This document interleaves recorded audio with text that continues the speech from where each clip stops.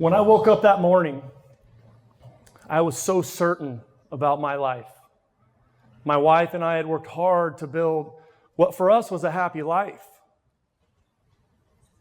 Bought a house, steady jobs, started a family. I looked forward to watching my kids grow up and play sports and go to college and make friends, just as we had. But sitting in the parked car, hands trembling on the wheel, lips quivering, eyes swelling and mind racing, the news and the impact hit me with such force. I just felt this overwhelming urge to cry. In a flash, nothing was certain. I was so lost. Just a half hour earlier, my second son had been diagnosed as being on the autism spectrum. This is the cutest guy on the planet. This is my son. He seemed pretty dang perfect to me. For a couple of former college athletes, such as my wife and I, this reality was really difficult to accept. We're both educators. We've both had so many wonderful experiences with kids on the giant spectrum of autism. But we knew things.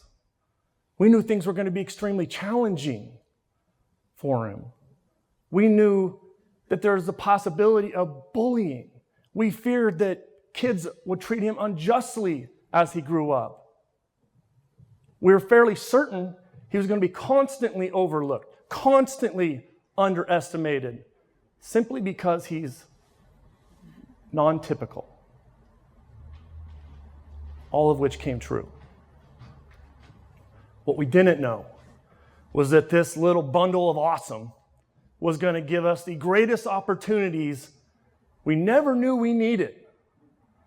He would become the beacon of resilience and joy. He'd become the conduit to the greatest life lessons I will ever learn. Lessons such as meeting others where they're at, leaning into adversity, choosing growth conscious over goal conscious, embracing non-typical, just to name a few.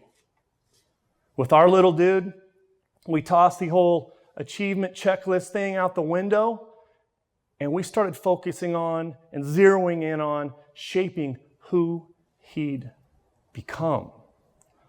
Note, it takes no special ability to do any of these things. What it does take is a commitment to become and build who you become. Growth matters. Growth matters in athletics. It matters in friendships. Growth matters in family.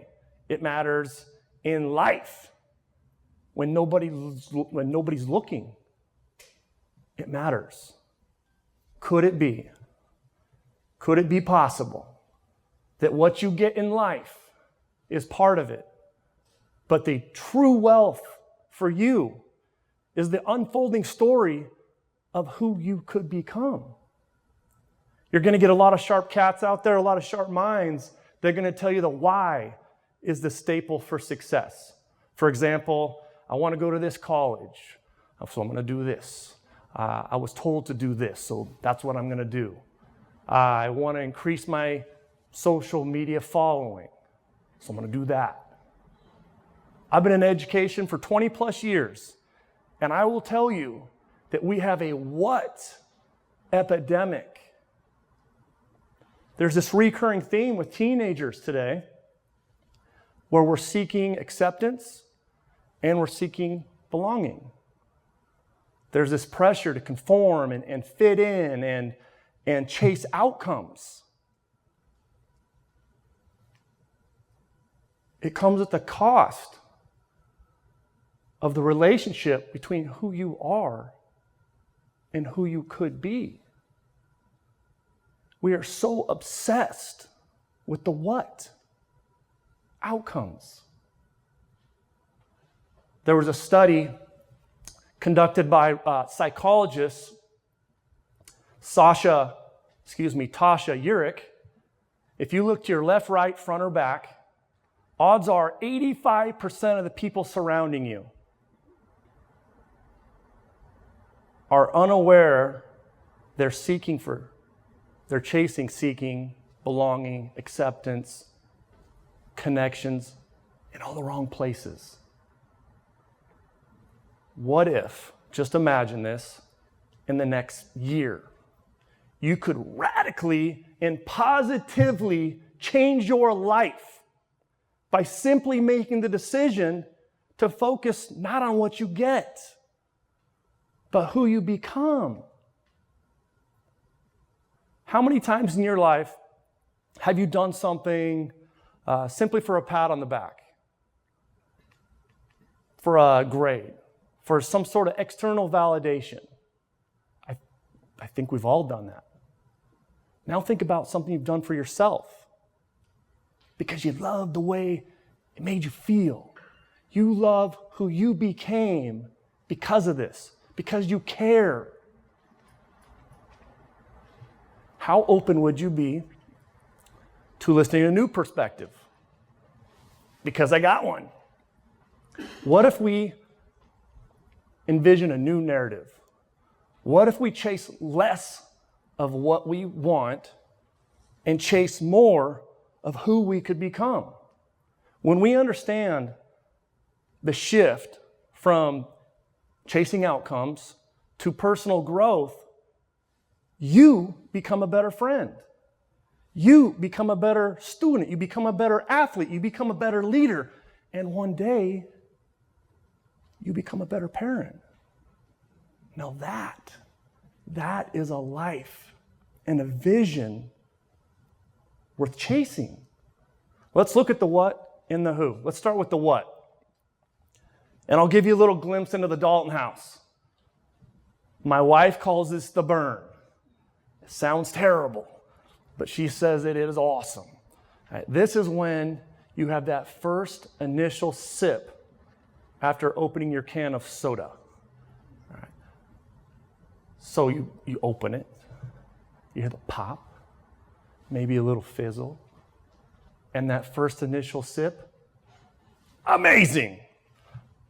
When my wife takes that first initial sip, it's as if she kicked the game-winning goal in FIFA World Cup Championship match play. She loves it that much. She thinks this thing is the next coming of sliced bread. She thinks it's so amazing. Here's the thing about it. Here's the thing about that first sip. It's fleeting. Often when we're chasing something, it's going to feel good in the now, only to fade quickly. When we chase the what in life, it feels good in the present moment, only to lead us to getting punked. If you haven't been punked in life, it's coming. We all get punked in life. In particular, when our intentions are facing the wrong direction. Just imagine this. Could it be possible that your story in life unfolds just the way as it did for the winner in the Great Frog Race Championships? Every year, frogs move to this same area, to this mountain, in an effort to conquer Death Hill. Death Hill has earned its name because no frog has ever completed it. No one's got to the summit. No one's gotten to the finish. Never. Sometimes they'd get dehydrated. Sometimes they'd just quit. Sometimes they'd start and they'd pass out. Sometimes they would die. But there was this one year, there's this frog, and he starts hopping, and he starts hopping, and he starts hopping, and people start taking notice. People start saying, turn around, it's too big, turn around, it's too hot, turn around. Yet the frog makes it all the way to the top. Makes it all the way to the top. First ever, incredible. Comes down the mountain. Naturally, there's all these reporters there. They're all asking the same questions. How did you do it? How did you beat the heat? How were you strong enough? What's your secret? And the frog had to raise his hand. Said, whoa. Could you please slow down? I can read lips. but I'm hard of hearing. This superpower for this frog was that it couldn't hear the naysayers. It didn't hear the negative noise. It didn't hear the outside influences. There were no negative vibrations for this dude. When is the time in your life where you stopped short of who you could become simply because you didn't lean into who you are? Can you think of another frog in your life? Maybe it's a friend. Maybe it's a family member. Maybe it's a teammate who suffered the same fate as the ill-fated frogs. Would you believe Taylor Swift, was a winning frog? Lionel Messi, Michael Jordan, Winston Churchill, Abraham Lincoln, all frogs?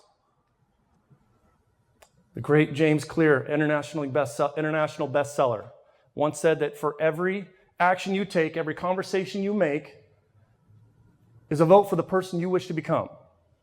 We start there.